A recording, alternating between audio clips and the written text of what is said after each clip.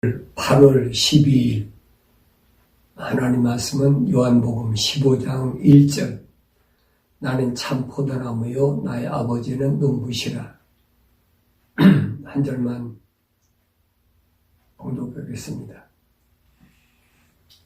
예수님은 하나님께서 세우신 모든 계획을 농사 짓는 것으로 비유하셨다. 근데 그 비유하신 것을 보면 구체적으로 말씀하신 것을 볼 수 있습니다. 그러면서 예수님은 아버지는 농부시고 무슨 농부시냐? 참 포도나무의 농부시라. 성경에 보면은 이제 내가 참 포도나무를 심었는데 너희가 어떻게 들포도를 열렸느냐 라고 지적하신 것을 볼 수 있습니다. 그러니까 예수님은 나는 참 포도나무인데 이 말입니다. 그러니까 포도나무는 두 가지 종류가 있어요. 들포도나무와 참 포도나무가 있단 말이에요. 그럼 들포도나무는 뭐냐? 참 포도나무는 뭐냐? 이겁니다. 들포도나무는 뭘 가리키는 거니?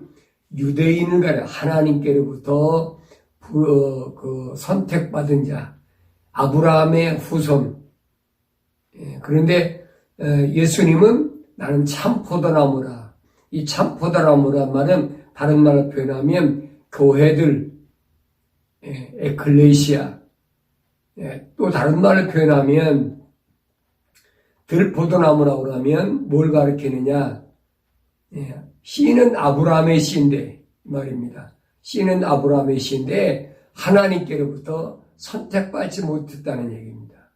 이 말은 다른 말로 더 디테일하게 설명하자면 아담의 후손으로 에덴의 동산에서 아담이 하나님의 생명의 호흡으로 후하고 하나님께서 부르셔서 지음을 받았는데 아담이 뭐였습니까? 실패했잖아요. 그걸 가리켜서 다른 말을 표현하면 들포도라. 그래서 예수님은 나는 참 포도나무라. 바울 사도는 고린도전서에서 뭐라고 얘기합니까? 아담을 혼적인 사람이라. 예수님을 마지막 아담은 영적인 하늘에서 오신 분이라. 첫사람 아담은 흙에서 난 사람인데 마지막 아담은 하늘에서 오신 우리 주라. 그렇게 표현했습니다. 그래서 하나님께서는 마지막에 가서 심판하실 때에 심으셨으니까 그렇잖아요. 포도나무를 심었으면 포도를 거두어야 될 거 아닙니까? 요즘은 포도철이니까.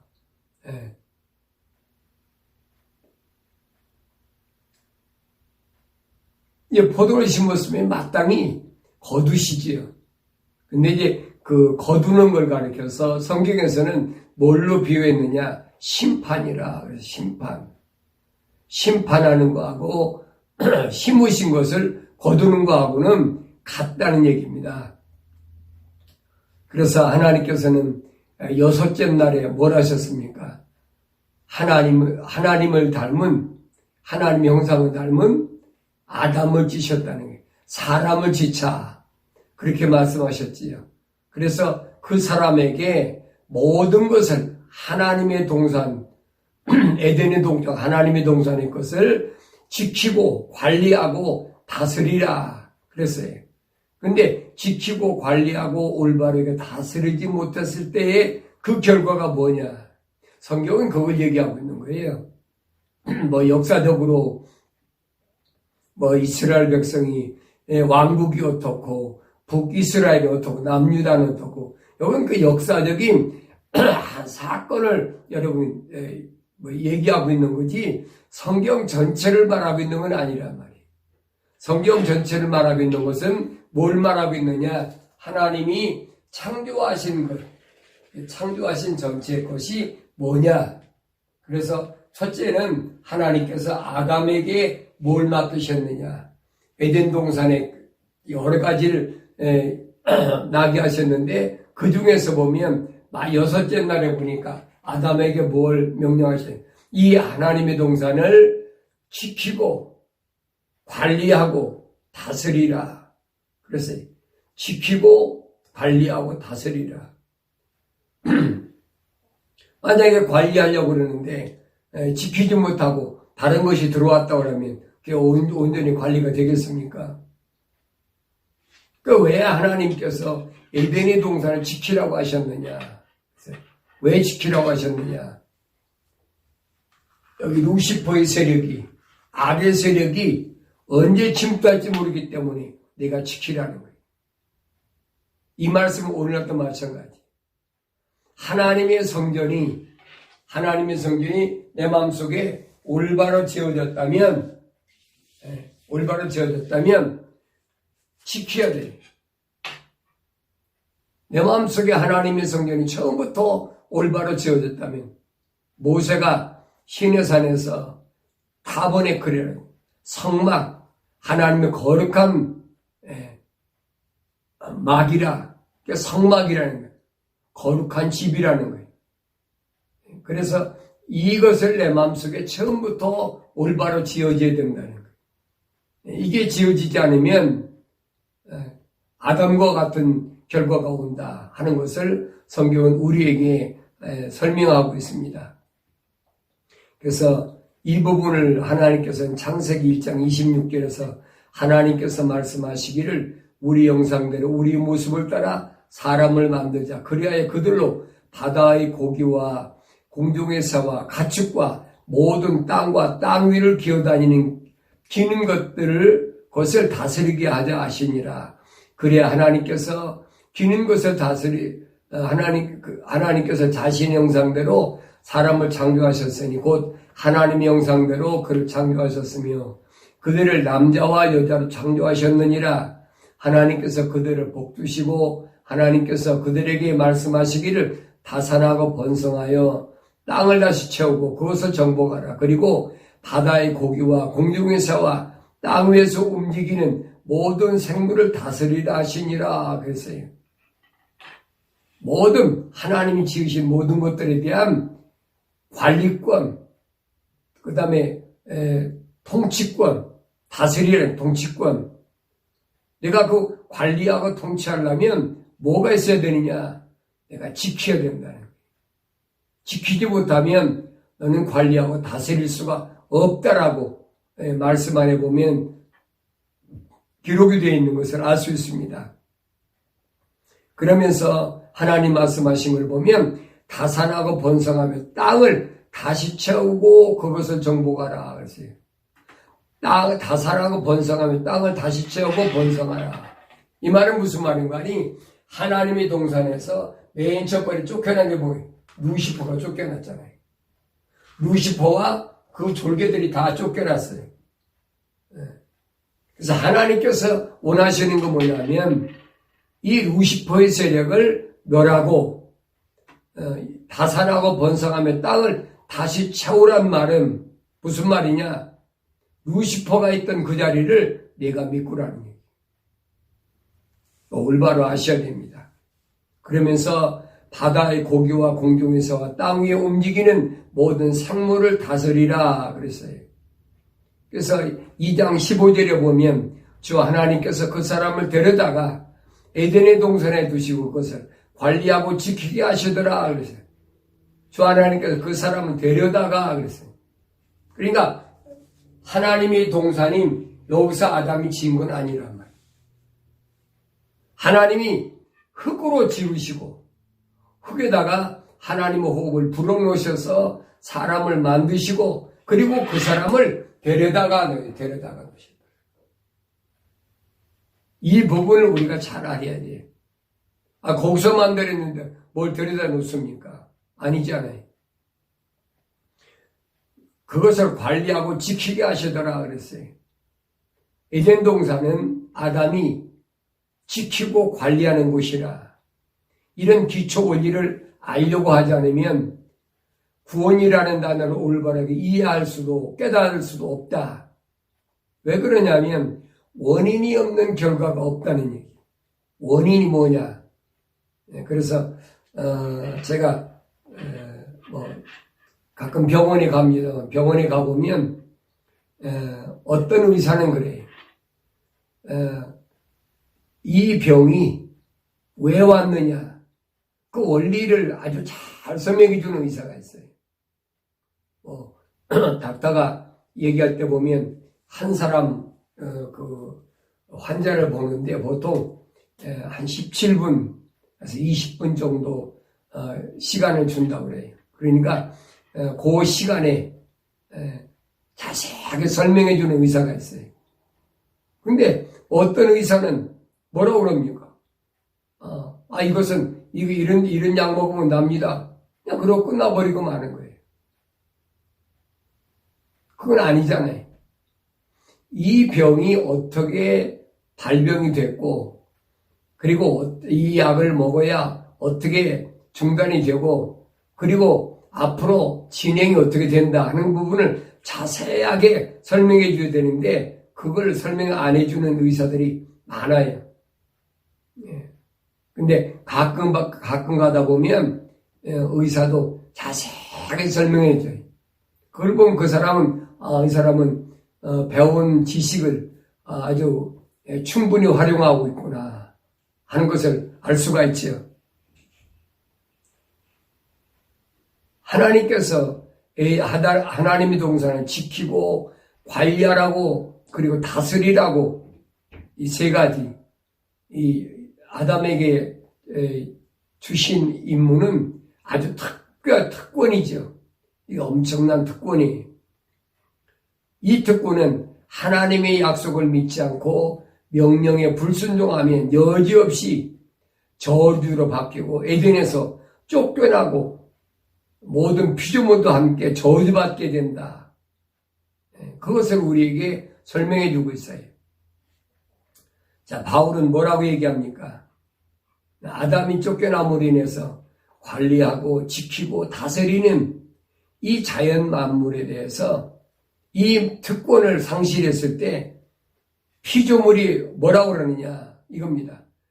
로마서 8장 19절에 보니까 피조물이 간절한 기대를 가지고 하나님의 아들들이 나타날 것을 기다리고 있으니 피조물이 허무한 데 굴복하는 것은 자의가 아니요 오직 소망 가운데 그것들을 굴복케 하시는 그분 때문이며 그랬어요.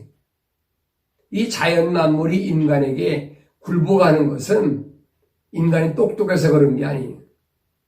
바울은 그 얘기입니다. 굴복케 하시는 그분. 뭐예요? 하나님 형상대로 지으시고 하나님의 모든 고난을 위임받은 사람이 있어요.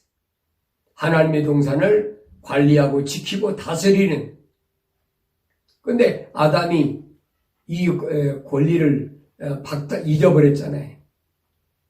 잊어버린 원인이 뭡니까? 하나님의 속성인 거룩을 잃어버렸단 말이에요. 그 거룩을 잃어버렸단 말은 하나님의 약속을 믿지 못하고 하나님의 명령에 불순종했다는 얘기예요. 그 거룩을 잃어버리면 하나님의 동산에서는 있을 수가 없어요. 왜? 하나님 거룩한 분이니까.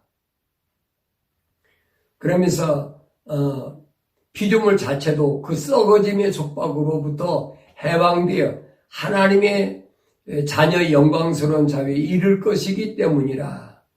그래서 모든 창조물이 이제까지 함께 신음하며 고통받는 것을 우리가 아노니 하나님이 창조하신 모든 것들, 물속의 고기와 공중의 새와 들의 짐승과 땅 위의 모든 것, 기는 것과 땅 위의 모든 생물, 이것들이 왜 신음하냐, 왜? 이것을 관리하고 지키고 통치할 수 있는 다스리라는 위임받은 아담이 타락했기 때문에 이 모든 만물이 신음하고 있다는 겁니다. 그러면서 그들뿐만 아니라 성령의 첫 열매들을 가진 우리까지도 속으로 신음하며 양자되는 것, 곧 우리 몸의 구속을 기다리고 있느니라. 성령의 첫 열매. 예수님이 세우신 교회들을 통하여 성령이 임재하셔서 그 성령이 열매에 맺은 초대교회 사도들, 제자들까지도 우리까지도 속으로 신음한다. 고통스러워한다는 거지. 신음한다는 말은 뭐예요? 고통스러워서 소리 내는 거 아닙니까? 그러면서 양자되는 것. 양자가 뭐예요? 본 아들을 말고, 다시 말하면 하늘에서 타락하지 않은 예수 그리스도 말고 예수 그리스도에 인하여 이 땅에 하나님께로부터 보내심을 받음으로 그 예수 그리스도와 하나가 된, 그래서 양자가 된 그 양자 되는 것. 그 사람이 누구냐? 우리 몸의 구속받은 자. 모든 죄에서 사함받은 자. 그러면서 구속을 기다리고 있느니라. 그러면서 이는 우리가 소망에 의하여 구원을 받았음이나 보이는 소망은 소망이 아니라 사람이 보는 것을 왜 바라리요? 그랬어요.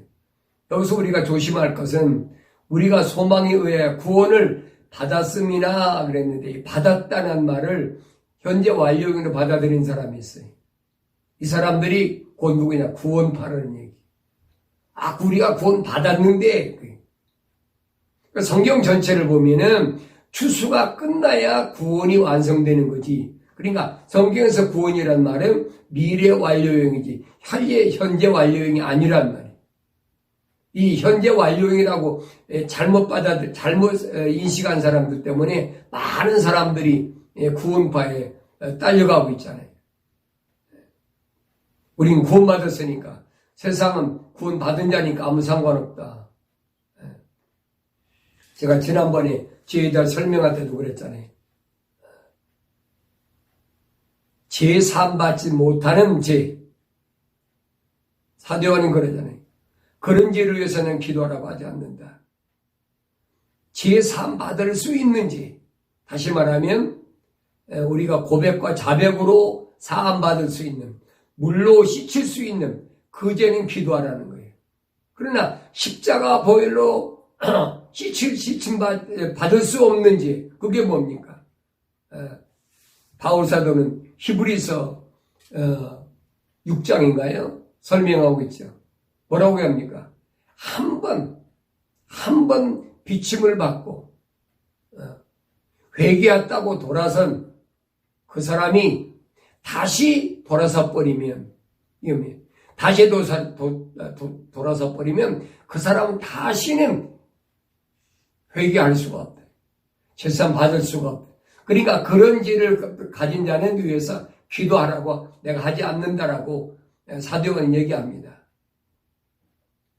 그러면서 우리의 소망에 의하여 구원을 받았음이니 보이는 소망은 소망이 아니라 사람이 보는 것을 왜 바라리요? 그랬어요. 우리 소망에 의하여 내가 뭘 간절히 바라고 있느냐는, 소망, 내가 뭘 바라고 있느냐. 바울이 그랬잖아요. 믿음, 소망, 사랑 그랬죠. 믿음에 담겨서 그 다음에는 소망에 담겨 있어야 되는데, 그 바라는 것이 여기 보니까 보이는 소망은 소망이 아니라라고 했어요. 육신으로 보이는 건 소망이 아니라는 거예요. 육신으로 세상에서 안락하게 살고 명예롭게 되고 세상에서 권력을 잡고, 이건 구원받은 사람이 아니라는 거예요. 소망에 의한 구원, 다시 말하면 구원받은 사람의 소망은 보이지 않는 것을 소망한다. 보이지 않는 것을 바란다. 이 말입니다. 그러면서 사람이 보는 것을 왜 바라리요? 그랬죠? 여기서 사람이 누굽니까? 이런 사람을 가리키는 게 아니에요. 하나님의 형상은 닮은, 하나님의 속성은 닮은, 하나님의 모습을 닮은 거룩한 사람은 보이는 걸 안 바란다는 얘기예요. 여러분 오늘날 보세요. 세상에 있는 사람들이 보이는 걸 바랍니까? 안 바랍니까? 거의 다 보이는 거 바라잖아요. 예배당에 나가서 뭐 금식기도 하고 철야기도 하고 뭐 베레베지도 하는 사람도 다 보이는 거 바라잖아요. 그거 아니라는 얘기지. 보이는 것은 소망이 아니라라고 바울이 얘기합니다. 그래서 그러나 만일 우리가 보지 못하는 것을 바란다면 어떻게 돼? 인내로 기다리지니라. 당장 지금 안 보인다고 낙심하고 절망하고 좌절하지 말고 인내한다. 인내한다는 건 무슨 말이에요? 그냥 기다린다는 뜻이 아니에요. 고통 가운데, 시련 가운데 견디는 것을 인내라고 하는 겁니다. 평안한데 인내할 게 뭐가 있습니까? 그렇잖아요. 그 기다리는 거지. 인내란 말은 무슨 말이냐? 쓰디쓴 고통스러운 이 세상에서, 그렇죠? 땀을 흘리고 쓰디쓰고 우상이 지고 흑암의 시대에 고통의 향기가 물씬 풍기는 붉은 자들이 난만이 이곳에서 하나님의 말씀과 예수 그리스도의 이름을 부인하지 않기 위해서 뭐냐? 인내가 있어야 된단 말이에요. 그게 올바른 인내. 인내로 기다려야 된다. 그러면서 성경은 뭐라고 그러냐? 피조물인 만물을 바라볼 때 우리가 어떤 마음을 가져야 되느냐? 피조물이 왜 이렇게 됐을까? 피조물이 바울이 말한 처럼 왜 한탄할까? 여러분 우리가 생각해 봐야 되지. 그냥 자고 아침에 일어나서 눈 뜨고 밥 먹고 또 일하러 가고 뭐하고 그런다고 인생이 아니에요, 여러분. 뭐 잡이니까 일하러 가고 해야 되겠죠. 그러나 만물을 바라볼 때에 내가 어떤 눈으로 어떤 생각과 마음으로 바라봐야 되느냐. 자, 창세기 3장 18절에 보니까 또 땅은 내게 가시나무 엉겅퀴를 낼 것이요 너는 들의 채소를 먹을 것이며 내가 땅으로 돌아갈 때까지 내 얼굴에 땀을 흘려야 빵을 먹으리니 이는 내가 땅에서 취해졌습니다. 너는 흙이니 흙으로 돌아갈 것이니라고 하시니라. 땅이 왜 가시나무 엉겅퀴를 내느냐. 가시나무 엉겅퀴를 낸단 말은 최악의 것을 가리키는 거잖아요. 좋은 걸 가리키는 게 아니잖아요. 땅이 왜 이렇게 됐느냐는 거예요. 너 때문이에요, 너 때문에. 하나님의 약속을 믿지 못하고 하나님 명령에 불순종한 너 때문에 하나님이 6일 동안 창조하신 모든 것들을 관리하고 지키고 다스릴 권한을 너한테 부여했는데 내가 그 권한을 올바로 감당하지 못함으로 인해서 그래서 땅에 있는 것들이 네게 가시나무 엉겅퀴를 낸다는 거예요. 그래서 너는 땅으로 돌아갈 때까지 뭐냐? 땀을 흘려야 된다. 일해야 된다는 거예요. 땀을 흘리도록 일한다. 수고해야 된다는 거지. 하나님께서 에덴 동편에 동산을 세우시고 그가 지으신 사람을 그곳에 두시며 그랬어요. 주 하나님께서 보시기에 즐겁고 양식으로 좋은 모든 나무를 그 땅에서 자라게 하시니 동산 가운데는 생명나무와 선과 악의 지식의 나무도 있더라. 여러분 하나님의 동산에는 선과 악의 지식의 나무, 생명나무만 있는 게 아니에요. 두 종류만 있는 게 아니에요. 여기 보니까 생명나무와 선과 악의 지식의 나무도 있더라 그랬어요. 그래서 주 하나님께서 그 사람의 명령에 말씀하시기를 동산의 모든 나무에서 나는 것을 내가 마음대로 먹을 수 있으나 선과 악의 지식에서 나무에 나는 것을 먹지 말라. 내가 거기서 나는 것을 먹는 날은 반드시 죽으리라. 하나님의 동산에는 여기 보니까 모든 나무다. 모든 나무. 그 무슨 나무가 있을까? 그래서 내가 그러잖아요. 성경엔 우리가 퍼즐을 맞추듯이 찾아서 자세히 읽어야 된다. 에스겔서 31장 8절에 보면 하나님의 동산에 있는 백향목들이 그를 가릴 수 없었으니 전나무들이 그의 큰 가지들을 갖지 아니하며 밤나무들이 그의 작은 가지들만 갖지 아니하였고 하나님의 동산에 있는 어떤 나무들도 아름다움에는 그와 같이 못하였도다. 백향목, 전나무, 밤나무 이런 나무는 여러분 지금 우리가 이 땅에 있는 그런 나무를 가리킨 게 아니에요. 이 나무들은 하나님께서 말씀하신 대로 동산에 있는 모든 나무 그랬죠. 모든 나무. 하나님의 동산에 있는 나무들을 지금 지칭한 거란 말이에요. 근데 이 나무들은 하나님께서 누구와 함께 루시엘과 함께 아름답게 지으셨다는 거예요. 이렇게 지어놓으셨는데 내가 그의 가지들을 많게 함으로 그를 아름답게 하였더니 하나님의 동산에 있는 에덴의 모든 나무들이 그를 시기 하였도다 그랬어요. 그를 시기했다. 나중에 가장 아름답게 지음받은 이 지혜롭게 지음받은 루시엘이 타락해서 전락해서 하나님 동산에 1차로 쫓겨났어요. 그래서 하나님은 뭘 말씀하셔요? 여섯째 날에 창조된 인간의 씨앗은 마지막 때 추수로 거두어들이신다는 타작마다 이것을 지금 설명하고 있다는 얘기예요.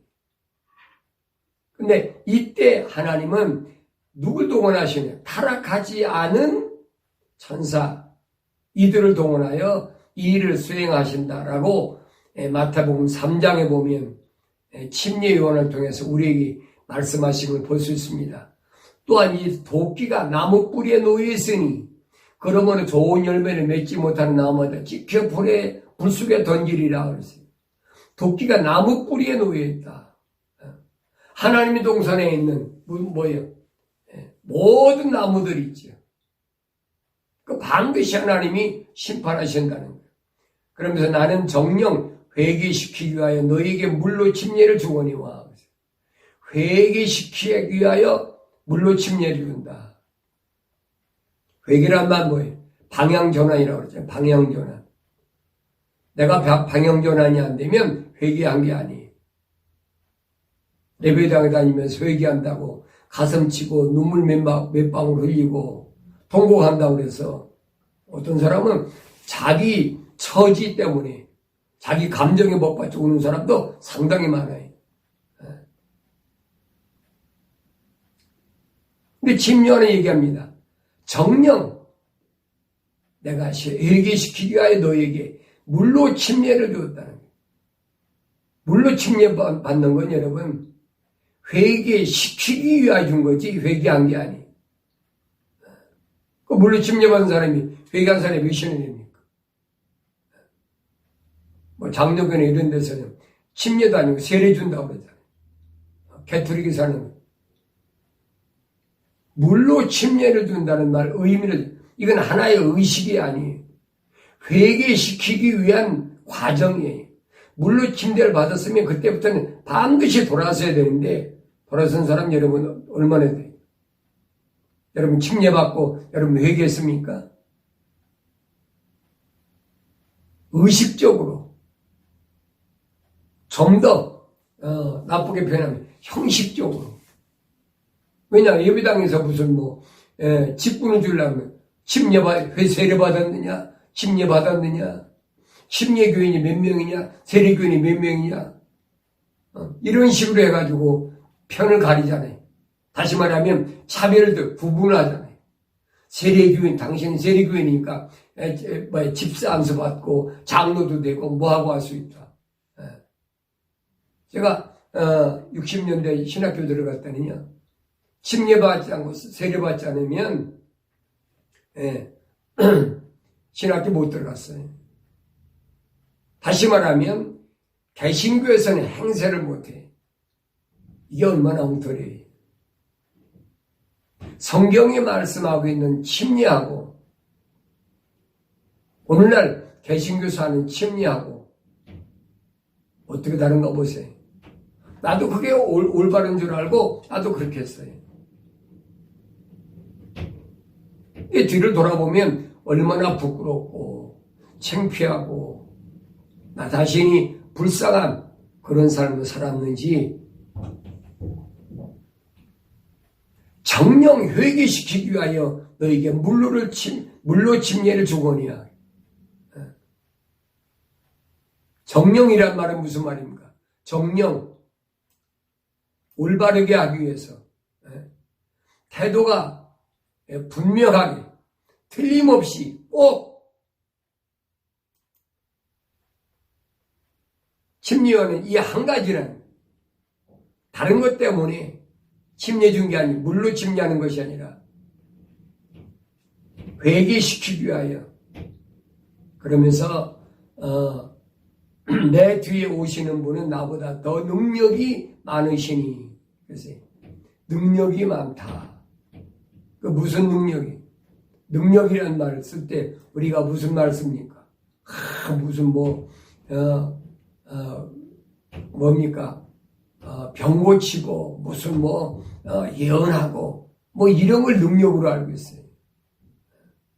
능력이라는 말은 일을 감당해내는 힘을 가리킬 때 능력이라고 합니다. 하나님이 나를 세우신 목적, 그 일을 감당하기 위한 힘. 예수님께서는 이 땅 왜 오셨다고 그랬어요? 걸어가신 하늘에 계신 하나님 아버지의 뜻을 이루기 위해 오셨다 그랬어요. 그 뜻을 이루기 위하여. 그 뜻을 이룰 수 있는 힘이 침례요한보다 예수님이 더 강하시다니. 지금 침례요한이 그 얘기를 하고 있는 겁니다. 나는 그분이 신을 들을 만한 자격도 없느니라. 그러면서 내 뒤에 오시는 그분은 성령으로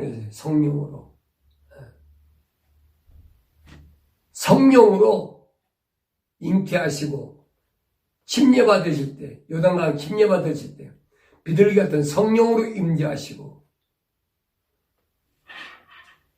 그래서 하나님 아버지의 뜻을 온전히 이루실 수 있는 능력, 그 힘을 갖고 계신 분이다. 그러면서 그분은 성령으로 너에게 뭘 침례를 준다니.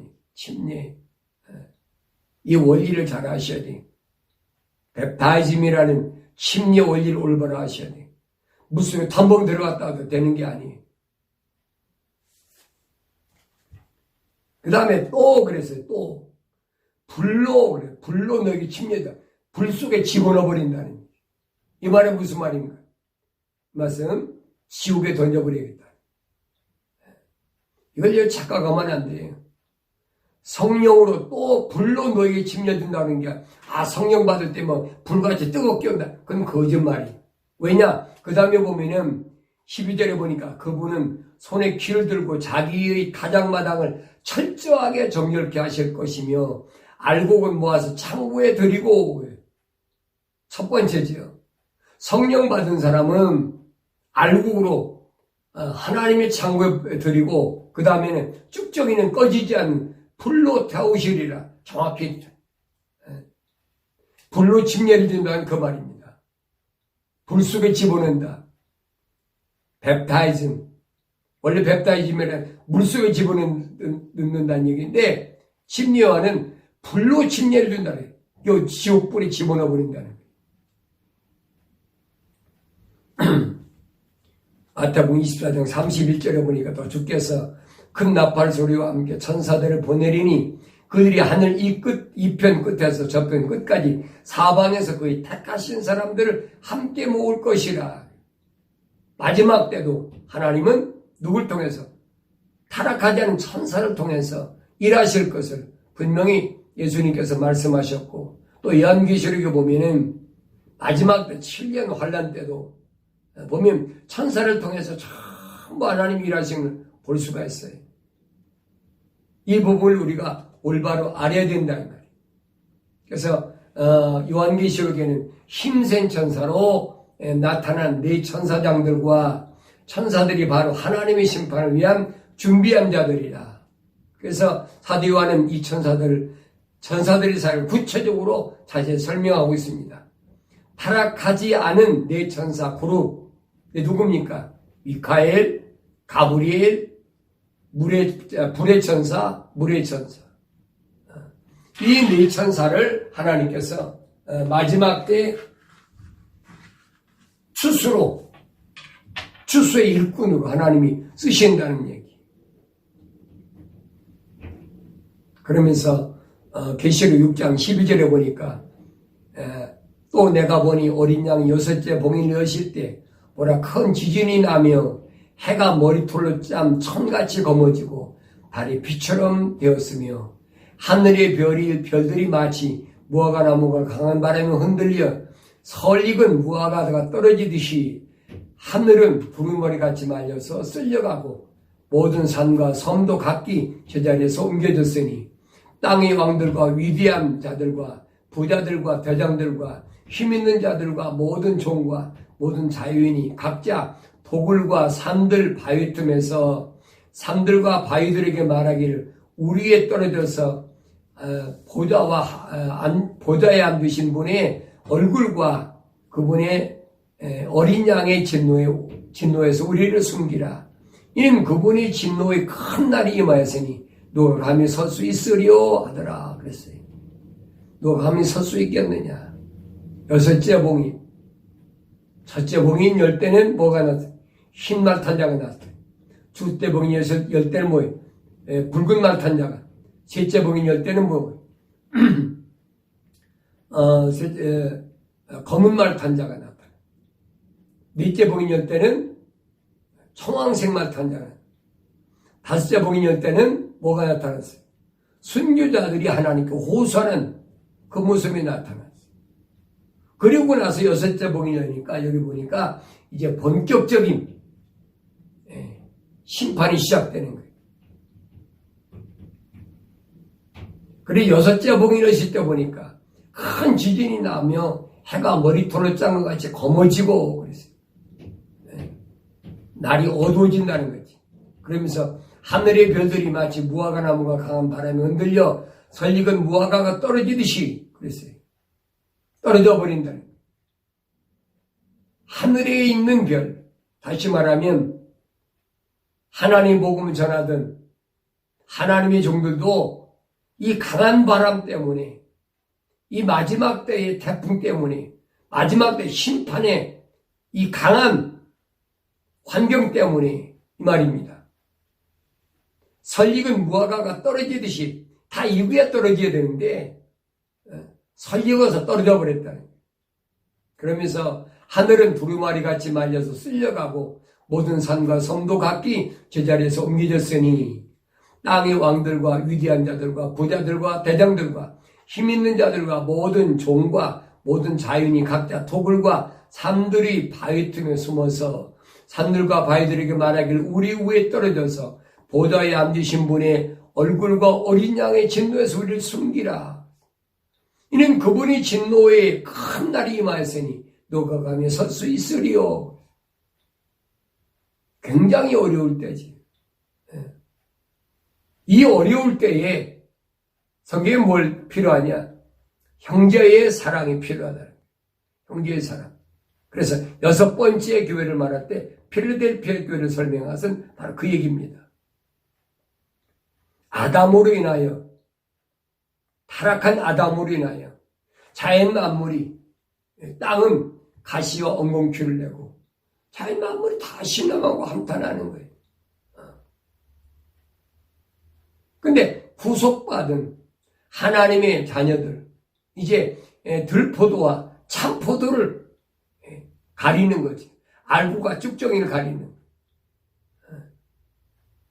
이것이 7년 환란의 마지막 때는.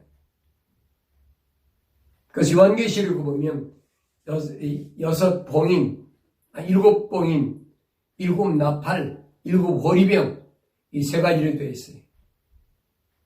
일곱 봉인을 보면 여섯째 봉인까지 있고 일곱째 봉인 안에 일곱 나팔이 들어가 있어요.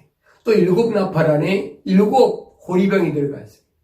그러니 7년 환란은 끝나버리는 거예요. 이것이 우리가 마지막 때에 하나님께서 준비하신 것을 올바로 깨닫고 이 일을 위하여 준비하는 것이 기독교의 올바른 신앙생활이다. 그래서 우리는 첫째도 거룩하지 않으면 안 되고 둘째도 거룩하지 않으면 안 되고 셋째도 거룩하지 않으면 안 된다는 거예요. 생각과 마음과 삶의 가치관이 항상 하나님 쪽으로 거룩한 쪽으로 향하여 있는지 없는지를 날마다 하나님 말씀을 상고하면서 우리가 나 자신을 돌이켜보고 날마다 하나님 말씀에 비춰서 고백과 자백을 하면서 깨끗하게 되는 정결한 흠과 점이 없는 주님의 신부로서의 교회가 되어질 수 있는 마지막 기회다. 이것을 우리가 올바로 깨닫고 신앙생활해야 어려운 환경에서도 절망과 좌절하지 않고 승리하게 되는 줄로 믿습니다.